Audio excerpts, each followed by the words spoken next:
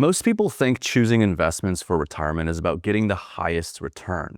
But the truth, in retirement, it's not about beating the market. It's about making sure your money will last as long as you do. Today, I'm going to walk you through how to choose investments for retirement this simple way, without guessing, actively trading, or watching the market every day.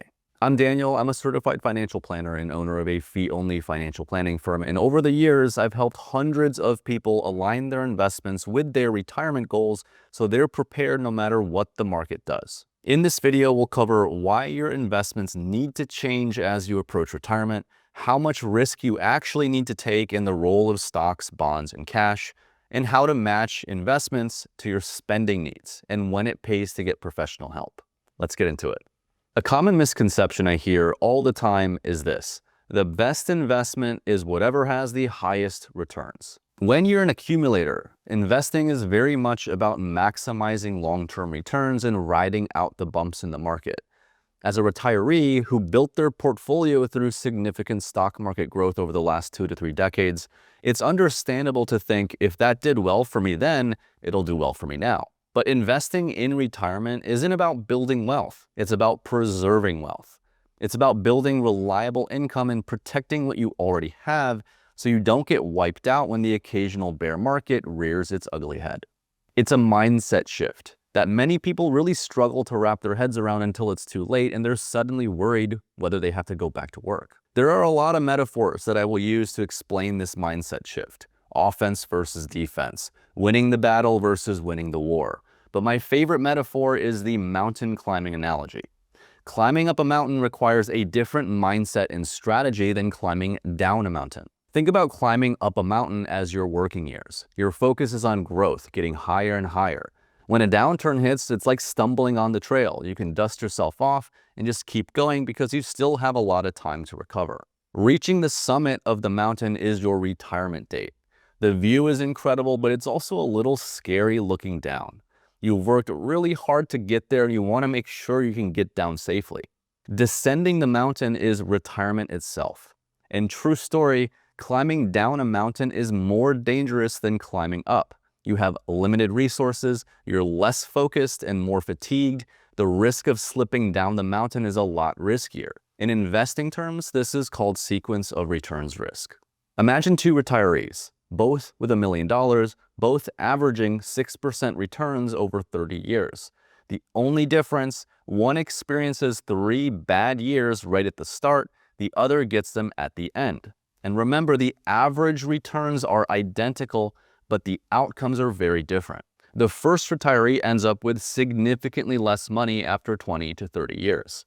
That's sequence of returns risk. The danger that poor market returns early on in retirement when you're also withdrawing money will cause lasting damage, and it's why what worked for you in the past may not work for you now.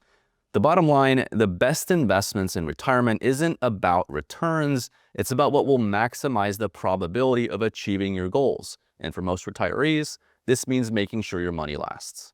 So if chasing performance is a bad idea, what is the right way to approach investing in retirement? In retirement, your portfolio should not be all in stocks if you're relying on the money for income. But you also can't be all in bonds or all in cash because inflation will quietly eat away at your spending power. The balance is what matters. Stocks for long-term growth to protect against inflation, bonds for income and a hedge against stock market volatility, and cash for emergencies and short-term needs. Part of this is making sure you define your risk tolerance. Consider how you would react if your portfolio dropped 20% in a single year. On a scale of 1 to 10, rate your comfort with that uncertainty and market swings. You can also use online risk assessment tools or work with a financial planner like myself to evaluate your risk tolerance, help you choose the right investment strategy that balances growth potential with peace of mind. I like to think about investing in retirement in terms of 3 buckets. The first bucket is your short-term bucket. Start by figuring out your annual withdrawal target. And let's say it's $60,000 a year. If so, you might consider keeping $120,000 in your short-term bucket, which covers 2 years of spending. This is your cushion for downturns, the money you can spend without touching your stocks when the markets fall. This bucket protects against sequence of returns risk early in retirement. By the way, make sure your cash is earning something.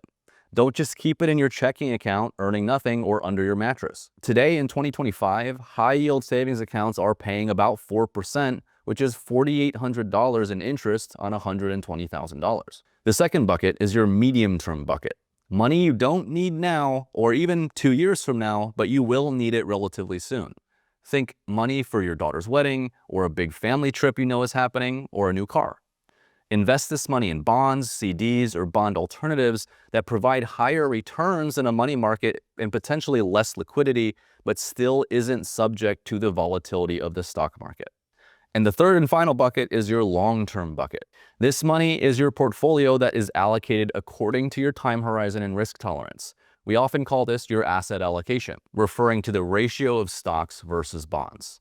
In general, I recommend a globally diversified asset allocation of anywhere between 30% stock, 70% bonds, to 60% stock, 40% bonds for most retirees. But this really varies depending on your situation. These buckets work together like a relay team. When the markets are up, you generally spend from your long-term investments, and when the markets are down, you draw from your short-term or medium-term bucket and give your growth investments time to recover.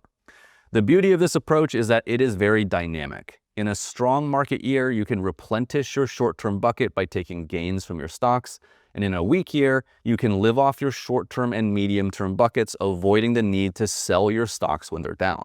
And that's how you make your investments work with your spending needs and not against them.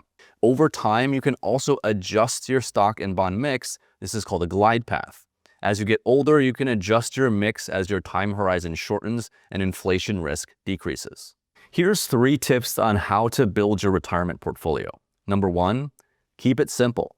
One of the most common mistakes that retirees make is overcomplicating their portfolio. You do not need 20 different mutual funds from 12 different companies. In most cases, a portfolio of 1 to 4 mutual funds or ETFs will get you where you need to go. Number 2, keep investment costs low.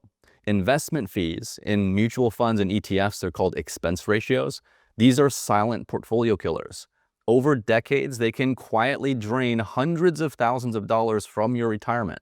So using passive products like index funds or ETFs will keep more of your money in your pocket and allow you to ride the wave of the market. And finally, number 3, get help when you need it. If you don't have the time, willingness, or confidence in your own abilities to manage your investments in retirement, this is where professional help can be worth far more than it costs.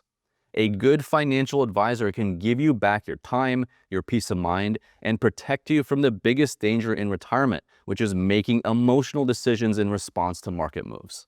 In fact, a famous Vanguard study found that skilled financial advice can add roughly 3% in net returns per year, not from picking hot stocks, but from behavioral coaching, tax strategies, and disciplined portfolio management.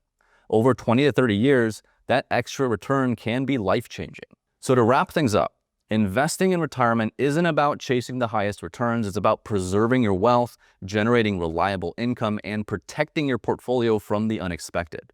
This means shifting from a growth at all costs mentality to a balanced approach that protects against risk and keeps things simple and cost-effective.